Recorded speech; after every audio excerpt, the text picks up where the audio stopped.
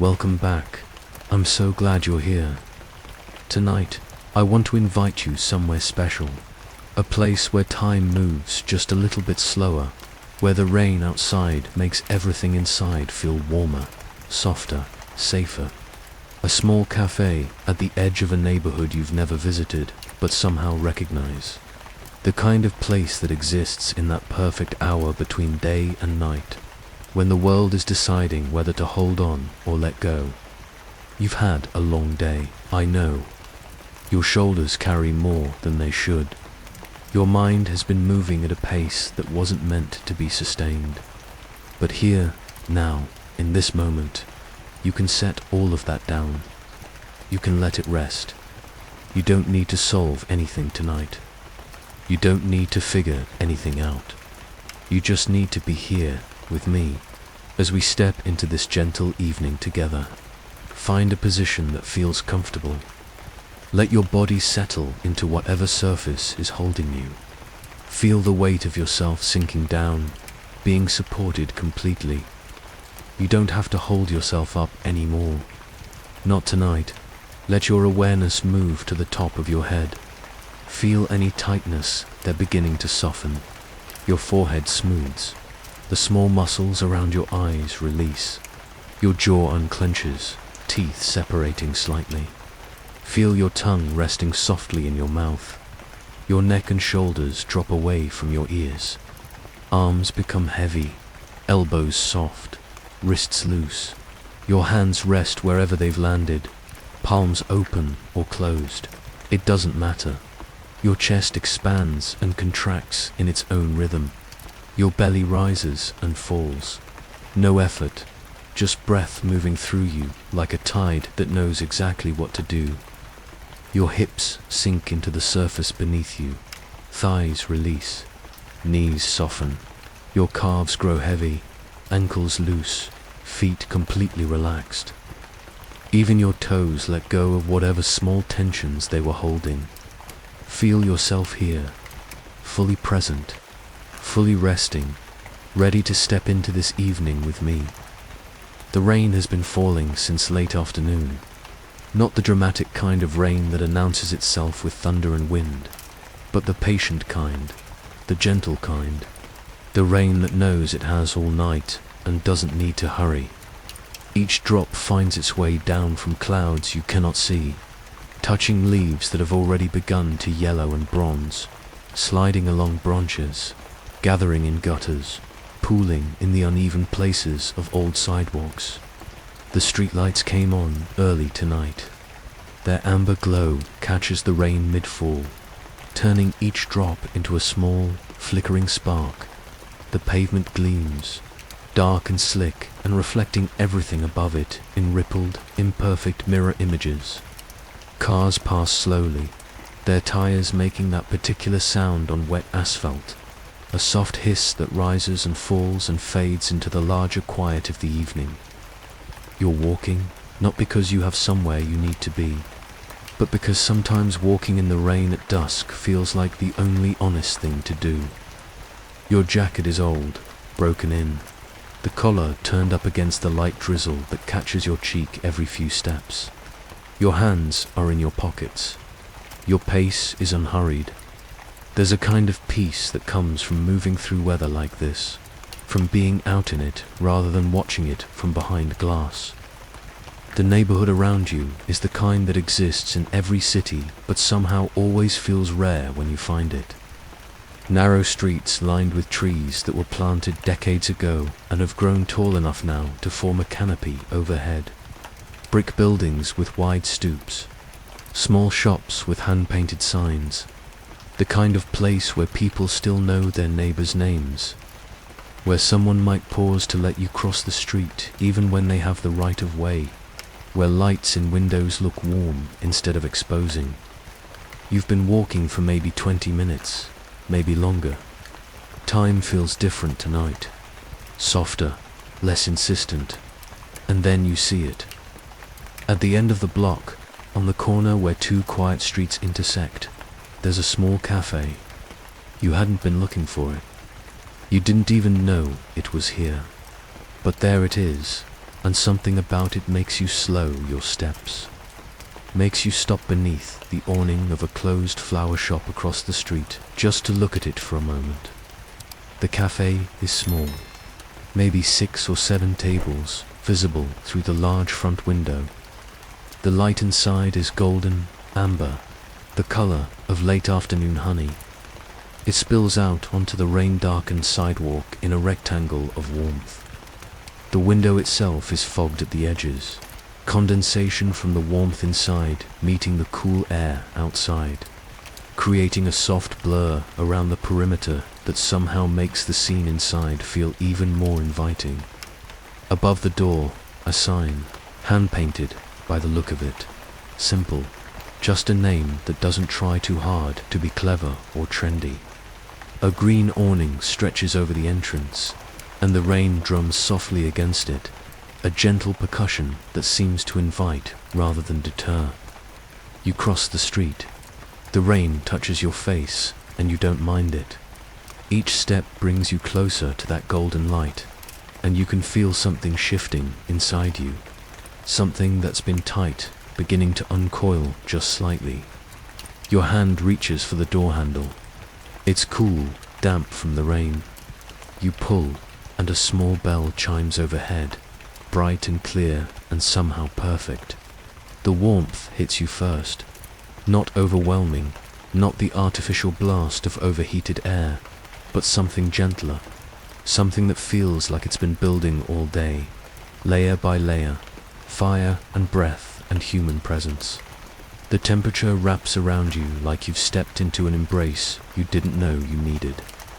The door closes behind you with a soft click. The sound of the rain becomes muted, distant, a backdrop rather than the main event. And for the first time, in longer than you can remember, you feel yourself take a full breath that doesn't catch on anything. The cafe is exactly what it seemed from the outside, and also somehow more. The floors are old wood, dark and worn smooth by years of footsteps. The boards creak softly under your weight, a sound that feels companionable rather than intrusive.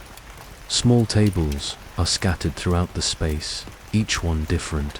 Some are round, some square. Some have mismatched chairs, others have benches worn soft at the edges.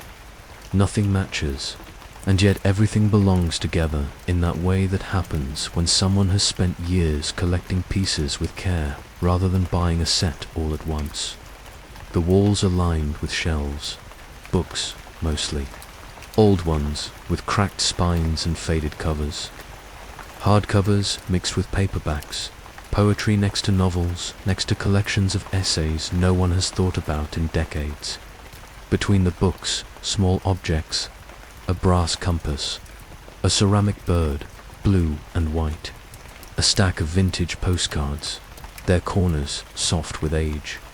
An old radio, ivory-colored, probably doesn't work but sits there anyway because it's beautiful. Plants clustered near the windows. Pothos with leaves that trail down almost to the floor. A fern, lush and green.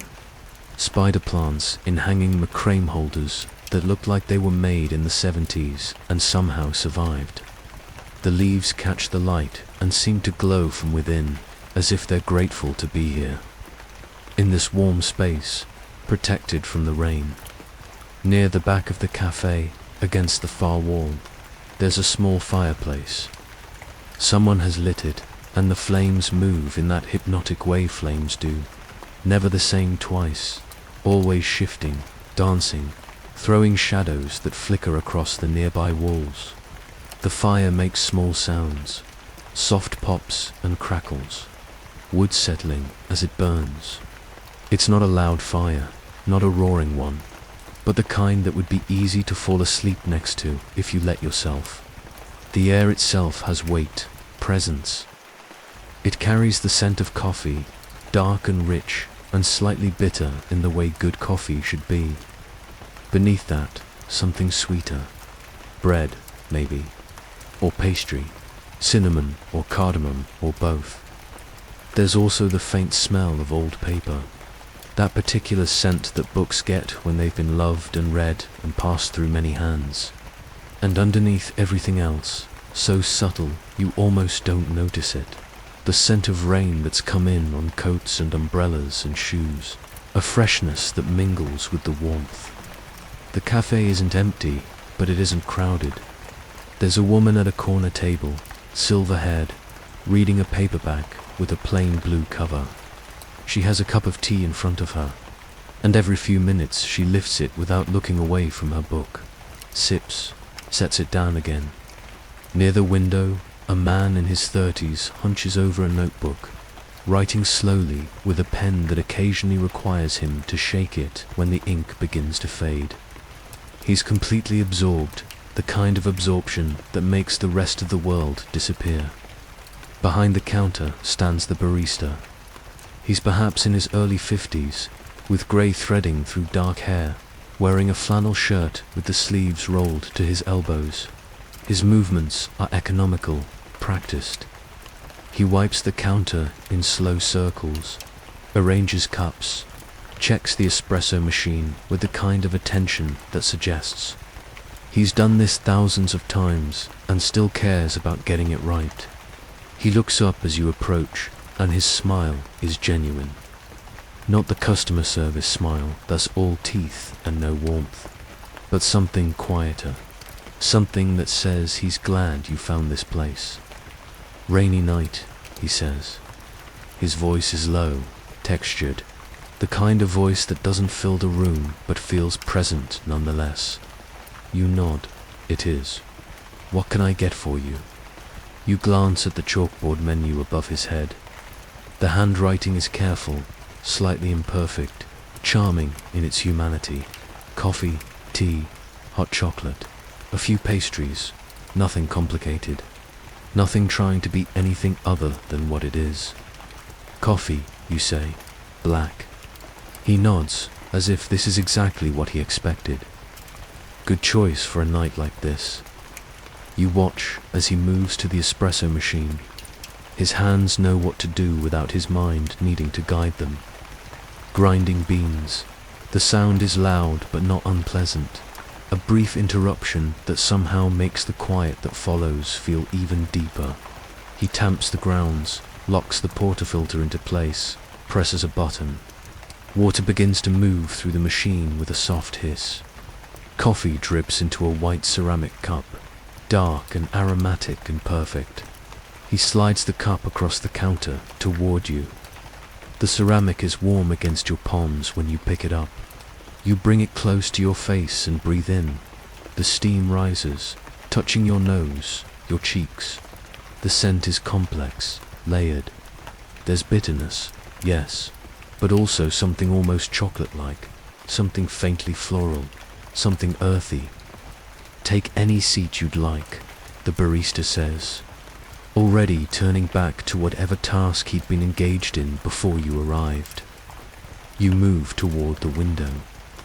There's a small table there, just large enough for two, but currently empty. One chair faces the window, looking out at the rain and the street and the amber glow of the streetlights. The other faces into the cafe. You choose the one that looks out. The chair is wooden, solid, with a thin cushion tied to the seat. You settle into it, and it creaks softly beneath your weight. The table surface is scarred with decades of use. Small rings from cups set down without coasters, faint scratches from keys and pens, and the accumulated debris of many people's pockets.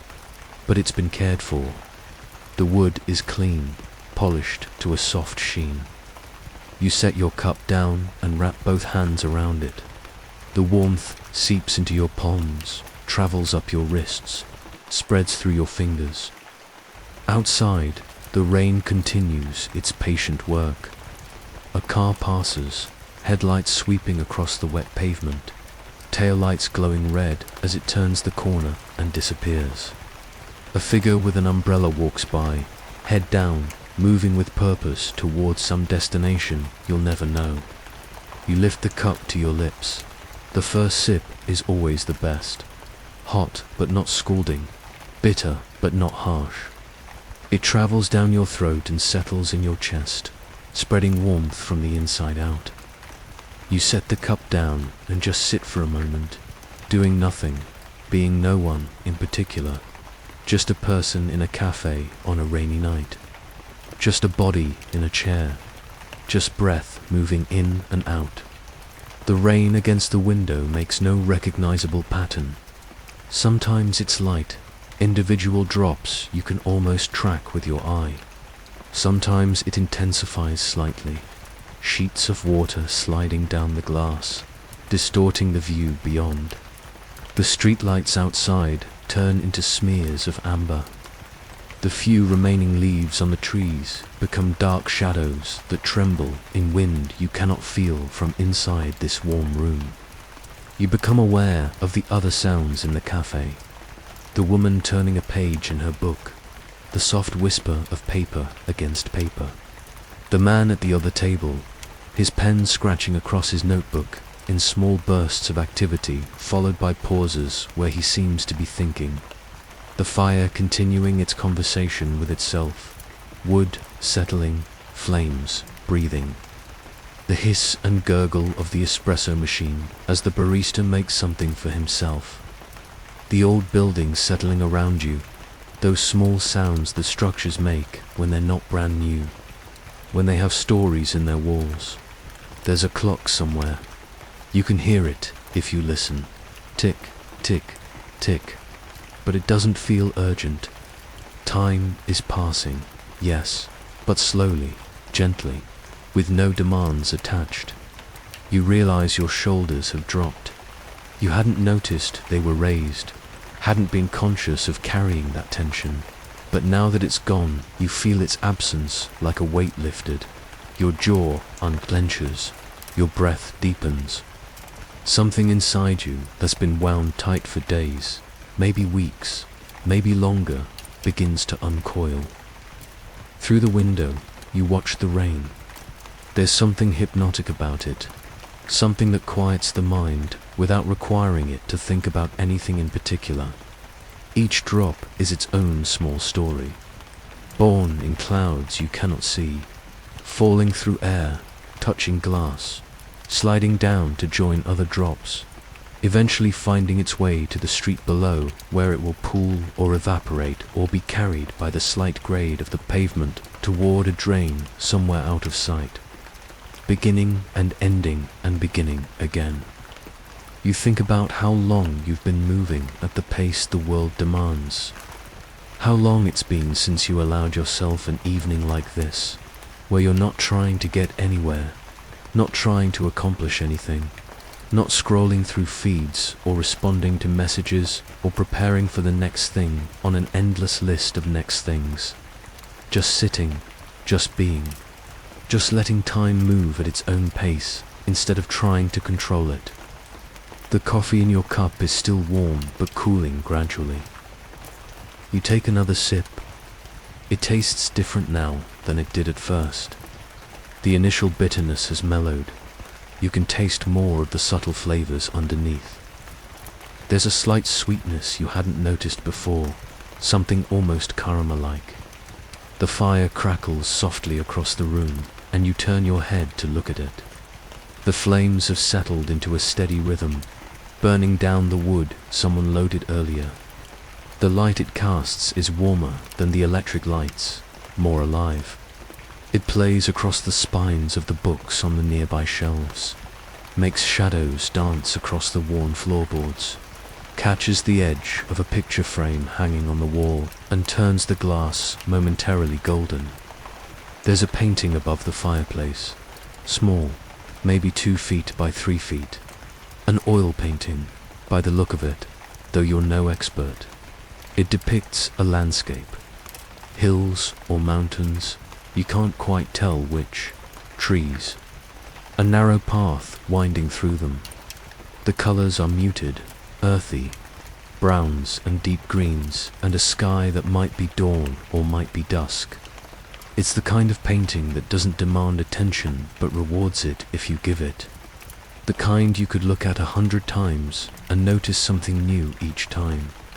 You wonder who painted it, whether they're still alive, whether they ever knew their work would end up here, in this small cafe, being looked at by strangers on rainy nights.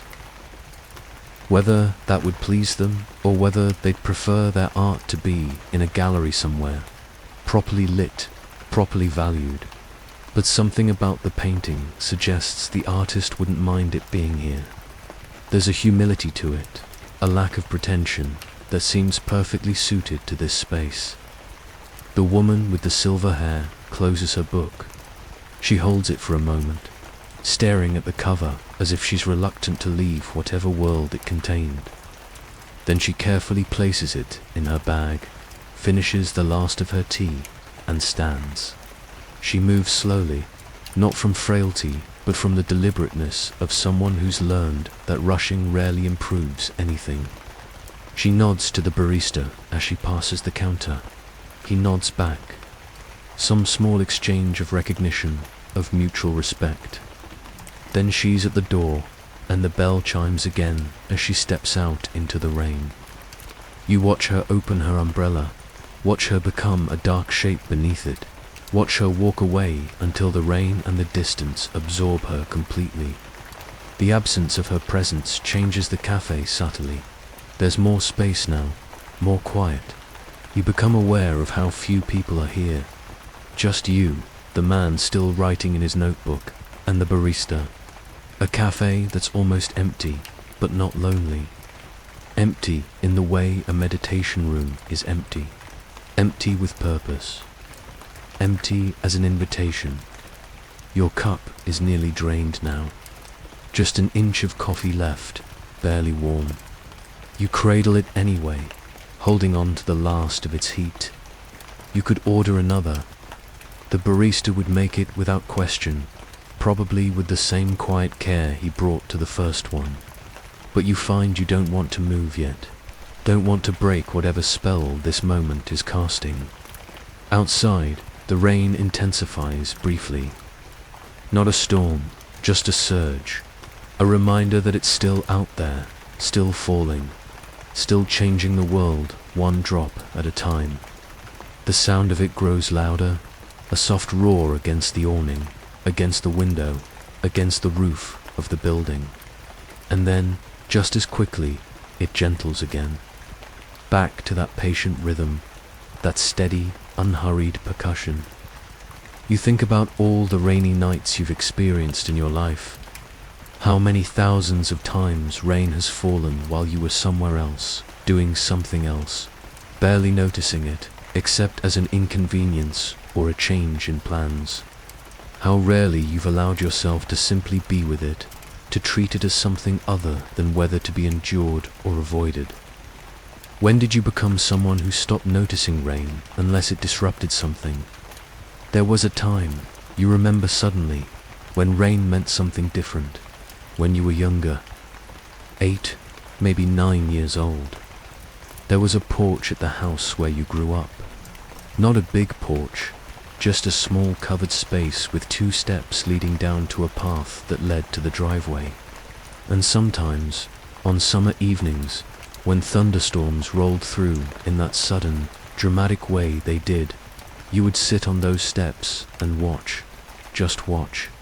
The lightning far off, the thunder following seconds later, the rain coming down in sheets. Your mother or father would call from inside, telling you to come in before you got soaked, but you'd beg for just 5 more minutes, and they'd usually grant it because they could see something in your face, some absolute absorption that it would have felt cruel to interrupt. When did you stop doing that?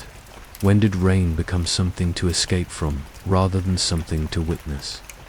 The memory sits gently in your chest, not painful but tender.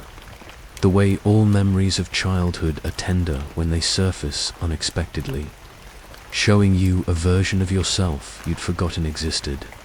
That child who could sit and watch rain for the pure pleasure of watching rain, who didn't need rain to mean anything or do anything other than be itself.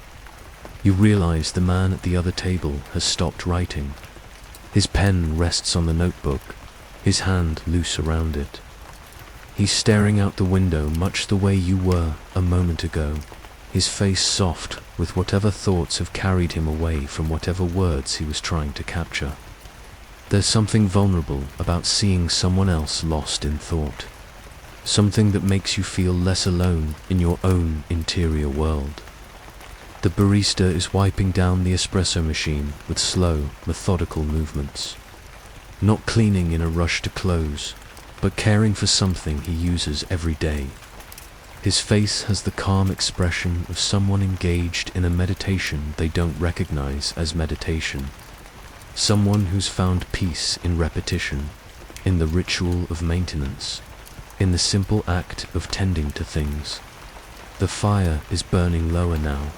The flames have shrunk, become quieter, more coals than wood. The heat it's putting out has probably diminished, but the room still feels warm, as if the building itself has absorbed the heat over the course of the evening and is now radiating it back. The walls hold warmth, the floor holds warmth, the air holds warmth, everything holds something.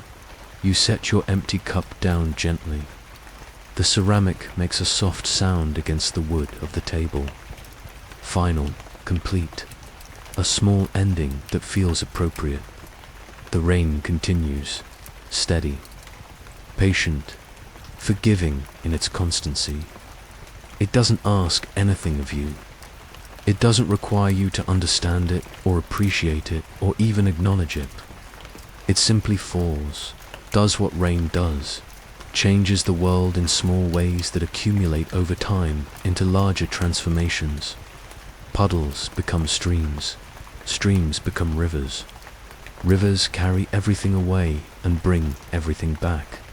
You feel the weight of your body in the chair, the pressure of the cushion against your thighs, the way your feet rest flat on the floor, the warmth in your hands that came from the coffee cup and hasn't entirely faded yet, the steady rhythm of your breath, in and out, requiring no thought, no effort, just happening because that's what breath does. The cafe around you feels like a world complete unto itself, a small universe where the rules are simple and kind, where rain is beautiful, where warmth is shared without question, where time can slow down if you let it, where no one asks anything of you except that you exist, here, now, in this chair, with your empty cup and your quiet thoughts and your slowly loosening grip on whatever you carried in with you when you opened that door. The bell chimes softly.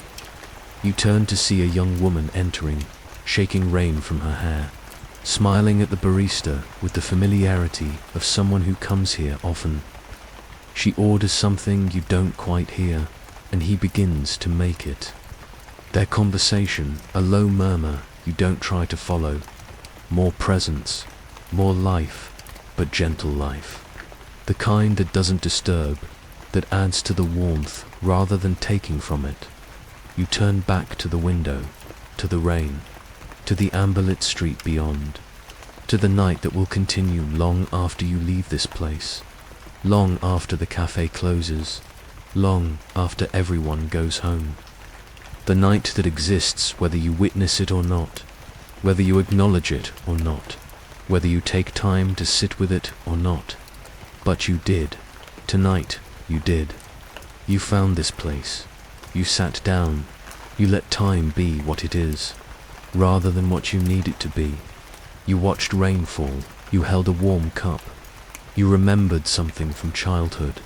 You felt your shoulders drop. You took breaths that reached all the way down.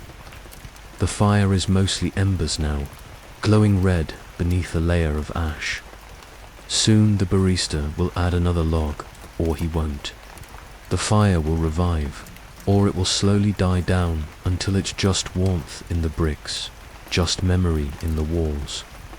Either way, it will have done what it was meant to do. You close your eyes for a moment, just to feel the darkness behind your eyelids, just to focus on the sounds, rain, fire, quiet conversations, the espresso machine, the building settling, The clock ticking somewhere. Your own breath. All of it together, making something that isn't quite music but has rhythm nonetheless, has pattern, has its own kind of beauty that exists whether anyone calls it beautiful or not. When you open your eyes again, nothing has changed and everything has changed. The cafe is still here. The rain is still falling. The night is still dark beyond the windows. But something inside you has shifted. Something has released. Whatever tightness you were carrying when you walked in has loosened. Not disappeared entirely, maybe, but loosened enough that you can feel space around it. Room to breathe, room to be. The barista catches your eye and nods slightly. Not a question, just acknowledgement. Just one person seeing another person and offering that small gift of recognition. You nod back, gratitude without words. Understanding without explanation. The rain begins to soften even more, not stopping, but gentling, becoming less a presence and more a suggestion, a whisper instead of a voice, and somehow that feels right. That feels like the natural progression of things. Like the evening itself is beginning to wind down, to prepare for its own kind of rest. You realize you're tired. Not the exhausted, wrung-out kind of tired that comes from pushing too hard for too long, but the good kind, the earned kind, the kind that comes after your body has finally been allowed to relax, after your mind has finally been given permission to stop working quite so hard, the kind of tired that sleep will actually resolve rather than just mask until morning. You stand slowly. Your legs feel loose, heavy in a pleasant way. You pick up your empty cup and carry it to the counter. The barista takes it with a quiet thank you that makes you feel like you've completed some small ritual correctly. Good night, you say, and your voice sounds different to your own ears, softer, calmer. Good night, he replies. Stay dry out there. You smile. I'll try. At the door, you pause with your hand on the handle. You turn back for one more look. The cafe, warm and golden and exactly what it is.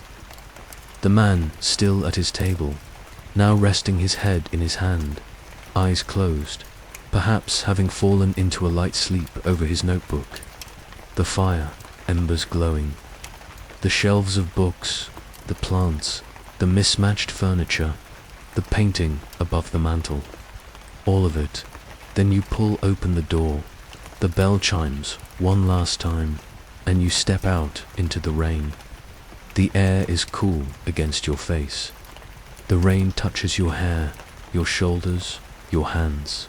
It's gentle, almost welcoming, as if the rain and the cafe had made some agreement, had decided together that you were ready to move between them without resistance. You walk slowly back the way you came, though you're not thinking about direction. Your hands find your pockets. Your pace finds its rhythm. The rain continues to fall around you, on you, with you, and you let it. The streetlights still glow amber. The pavement still gleams. The leaves still tremble when raindrops find them. Everything is exactly as it was when you arrived, and somehow completely different. Behind you, the cafe grows smaller with each step. Its light still spills onto the sidewalk, still offers its warmth to the night.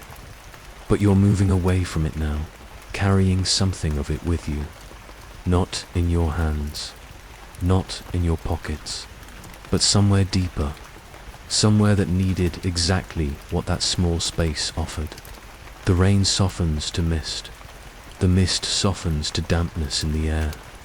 The dampness becomes almost imperceptible, just a coolness, a freshness, a sense that the world has been washed clean in small ways. Your breath is steady. Your shoulders are loose. Your mind is quiet, or as quiet as minds ever get. The thoughts that are there move slowly, like clouds on a windless day. Present but not demanding, existing but not insisting.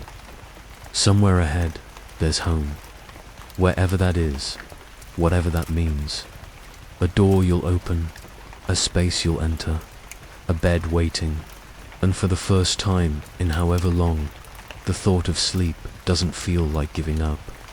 It feels like arriving, like completing something, like the natural end to a good day, even if most of the day wasn't particularly good. The night holds you gently. The rain, now barely more than a memory in the air, has done its work. The café has done its work. And you, by allowing yourself this small pocket of peace, this brief refuge, this moment of just being, you've done your work too. Your eyelids grow heavy, your steps grow slower, and somewhere in the distance, or perhaps somewhere inside you, there's the sense of a door closing softly, a light being turned down, a fire banking itself for the night. The world continues. The rain may begin again, or it may not. The café will open tomorrow, or it won't. Other people will find it, or they'll walk past without noticing. But for you, tonight, there was this. There was the amber light and the warm cup and the gentle rain and the quiet. Company of strangers who asked nothing of you except that you exist in your own gentle way, and that you think as your eyes close fully, as your breath deepens, as sleep begins to find you wherever you are. That was enough. That was more than enough. That was exactly what you needed.